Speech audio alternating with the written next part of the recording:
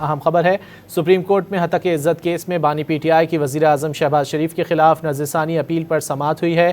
عدالت نے وزیر اعظم شہباز شریف کو نوٹس جاری کرتے ہوئے ٹرائل کورٹ کی کارروائی پر حکم امتناع بھی جاری کر دیا ہے۔ مزید جان لیتے ہیں ڈان نیوز کے نمائندے عمر مہتاب برنی سے۔ عمر، کیا تفصیلات ہیں؟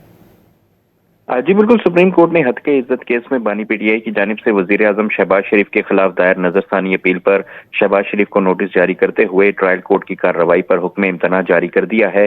جسٹس عائشہ ملک کی سربراہی میں 3 رکنی بینچ نے اس کیس کی سماعت کی۔ عدالت نے قرار دیا کہ دوسرے فریق کو نوٹس جاری کیا جا رہا ہے۔ اس کیس کی سماعت کے حوالے سے آپ کو بتائیں تو سپریم کورٹ نے وزیر اعظم شہباز شریف کو نوٹس جاری کرتے ہوئے ٹرائل کورٹ کی کارروائی پر حکم امتناع جاری کیا ہے۔ دوران سماعت جسٹس ہاشم کاکڑ نے استفسار کیا کہ کتنے ارب ہر جانے کا دعویٰ ہے، جس پر وکیل علی ظفر نے بتایا کہ 10 ارب روپے کا ہر جانے کا دعویٰ کیا گیا ہے۔